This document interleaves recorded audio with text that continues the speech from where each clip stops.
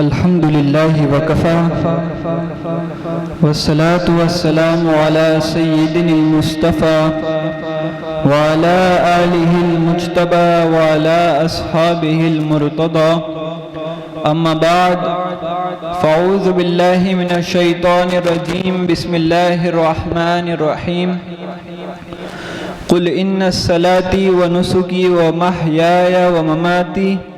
لله رب العالمين صدق الله العظيم وصدق رسوله النبي الأمين المتين الكريم. عزیزان ملت، علماء اہل سنت، سادات کرام، بزرگوں، بھائیوں، بچوں، السلام علیکم ورحمۃ اللہ وبرکاتہ. آئیے ہم اور آپ مل کر نبی اکرم صلی اللہ تعالی علیہ وسلم کی بارگاہ بیکس پناہ میں درود پاک کا نذرانہ پیش کرے اور پڑھے اللہم صلی علی سیدنا مولانا محمد معدن الجود والکرم وآلہ واصحابہ وبارک وسلم. الحمدللہ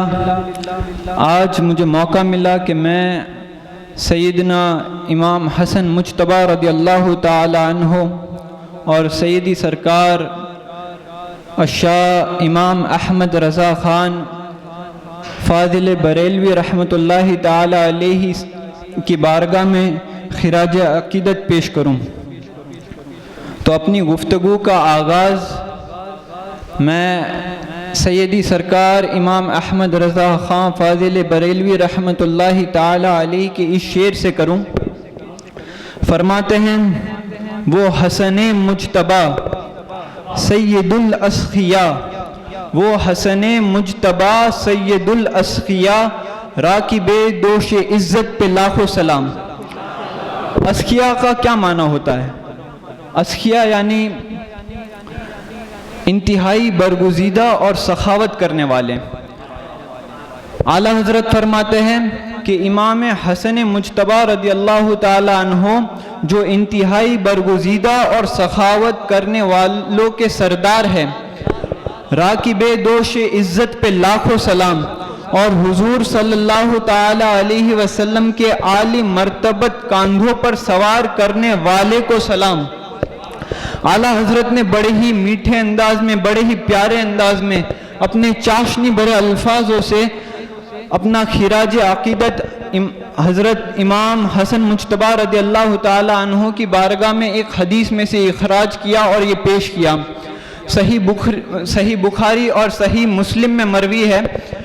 کہ حضرت برا بن عازب رضی اللہ تعالی عنہ فرماتے ہیں کہ میں ایک دن رسول اللہ صلی اللہ تعالی علیہ وسلم کی بارگاہ بیکس پناہ میں خدمت کے لیے موجود ہوا تو دیکھا کہ حضرت امام حسن مجتبیٰ رضی اللہ تعالی عنہ رسول اللہ صلی اللہ تعالی علیہ وسلم کے کاندھوں پر سوار ہے، اور رسول اللہ صلی اللہ علیہ وسلم فرما رہے ہیں کہ اے اللہ میں ان سے محبت رکھتا ہوں، تو بھی ان سے محبت رکھ. برا بن عازب رضی اللہ تعالی عنہ فرماتے ہیں کہ یہ دیکھنا تھا اور میں نے کہا نعم المرکب، کہ بڑی ہی اعلیٰ سواری ہے. تو رسول اللہ صلی اللہ تعالی علیہ وسلم نے فرمایا نعم الراکب، کہ سوار بھی بہت اچھا ہے.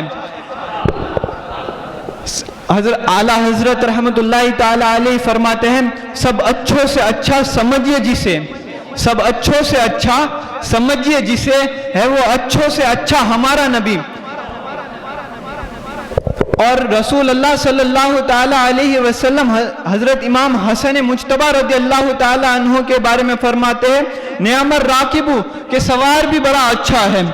تو یہ شان ہے حضرت امام حسن مجتبیٰ رضی اللہ تعالی عنہ کی. اور اس سے ایک بات پتہ چلی کہ وہ کیا خوبی منظر ہوتا ہوگا کہ جب صحابہ کرام جب چاہے تب رسول اللہ صلی اللہ تعالی علیہ وسلم کی بارگاہ بیکس پناہ میں موجود ہوتے ہوں گے. کتنا مزہ آتا ہوگا انہیں، کتنا لطف اندوز ہوتے ہوں گے وہ، ان کی مشکلیں دور نہیں ہو جاتی ہوگی. ہمیں بھی یہ یاد رکھنا چاہیے کہ روز قیامت ہمیں بھی رسول اللہ صلی اللہ علیہ وسلم کو اپنا منہ دکھانا ہے،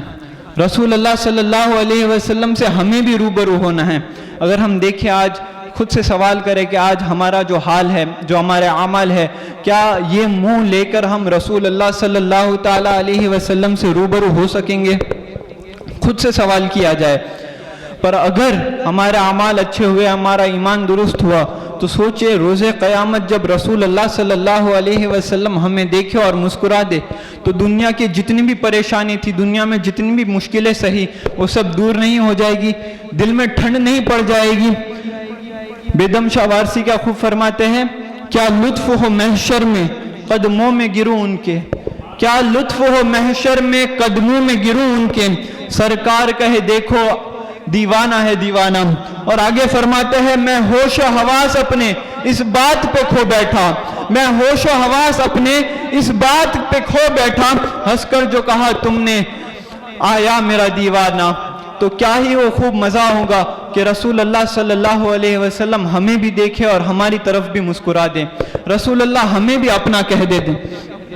خیر، یہ حضور صلی اللہ علیہ وسلم کی محبت ہے امام حسن رضی اللہ تعالیٰ عنہ سے، ہمیں بھی ان سے بے حد انتہائی محبت کرنی چاہیے، کیونکہ اور ان سے محبت کرنے کے لیے رسول اللہ صلی اللہ علیہ وسلم کا ایک جملہ ہی کافی ہے۔ ویسے تو امام حسن رضی اللہ تعالیٰ عنہ سے محبت کرنے کی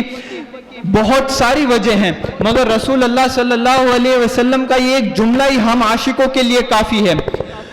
جو پہلے ہم نے حدیث میں سنا کہ رسول اللہ صلی اللہ علیہ وسلم فرماتے ہیں میں ان سے محبت رکھتا ہوں،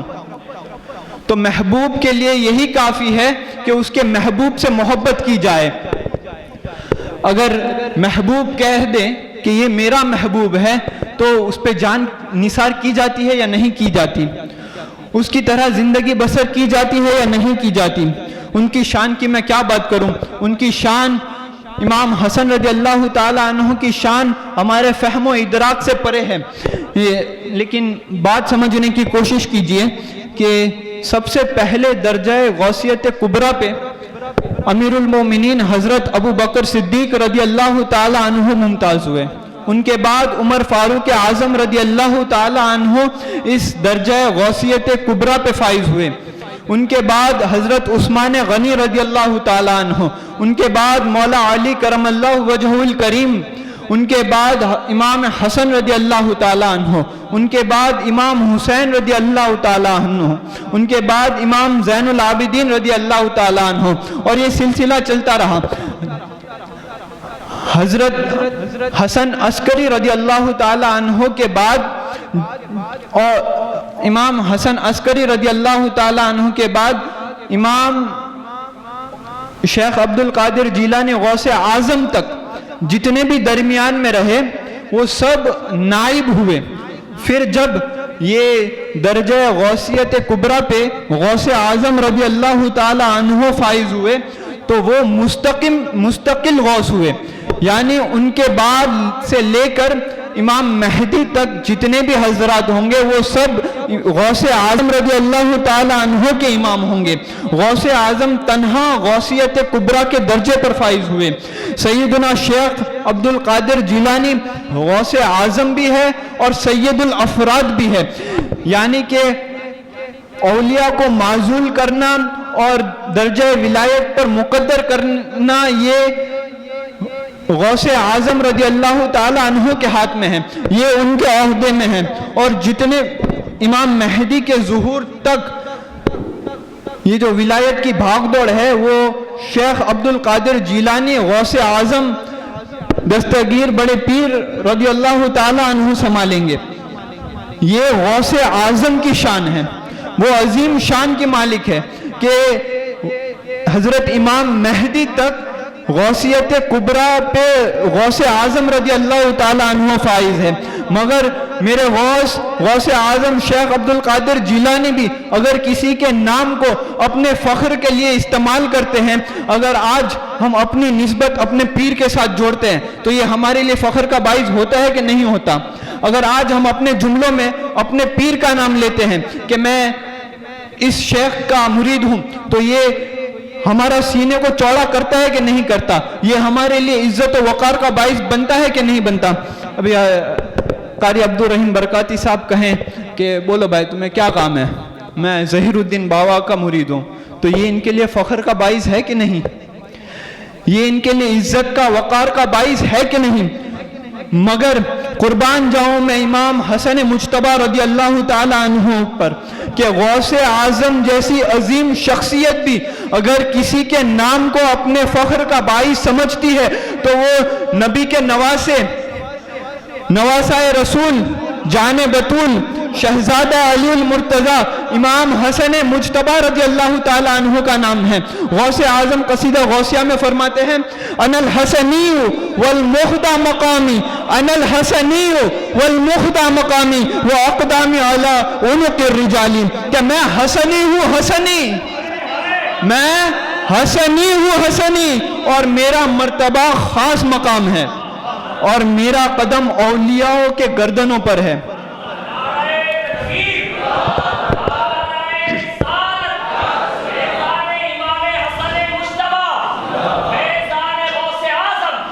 حضرت امام حسن رضی اللہ تعالی عنہ سورج کے مثل ہدایت کے اعلیٰ و عرفہ مقام پر موجود ہیں۔ آپ کی گفتگو کی روانی دریا کی تیز دھار جیسی ہے، بخشش اور سخاوت سے آپ کو روحانی فریحت حاصل ہے۔ حضرت امام حسن رضی اللہ تعالی عنہ کی سخاوت کی میں کیا بات کروں، آپ نے ابھی چند لمحات پہلے ہی قاری عبدالرحیم برکاتی صاحب سے ان کی سخاوت کا واقعہ سنا۔ مناقب بہت زیادہ ہے، آپ علم، وقار، جود و کرم، زہد و تقوی، طاعت، شجاعت، حسن میں بلند مقام پر ہیں۔ آپ کی سخاوت کا یہ عالم تھا کہ آپ نے 2 مرتبہ، یہ میں جو کہنے جا رہا ہوں وہ چھوٹی بات نہیں ہے، کہ آپ نے 2 مرتبہ کل مال راہ خدا میں خرچ کیا، یعنی جتنا بھی جو کچھ بھی تھا سب کچھ اللہ کی راہ میں خرچ کر دیا، اور 3 مرتبہ نصف مال راہ خدا میں خرچ کیا۔ یہ کوئی چھوٹی بات نہیں ہے، یہ امام حسن رضی اللہ تعالی عنہ کی سخاوت کی بات ہے۔ انہی وصف کے متعلق میرے امام سید اعلیٰ حضرت لکھتے ہیں اوج مہر ہدا، اوج مہر ہدا، موج بحر ندا، روح سخاوت پہ لاکھوں سلام۔ اور کیا بات کروں میں ان کی سخاوت کی، اللہ کی راہ میں صرف اپنا مالی خرچ نہیں کیا، صرف مالی قربانیاں نہیں دی بلکہ سلطنتی قربانیاں بھی دی، صرف مال کو خرچ نہیں کیا،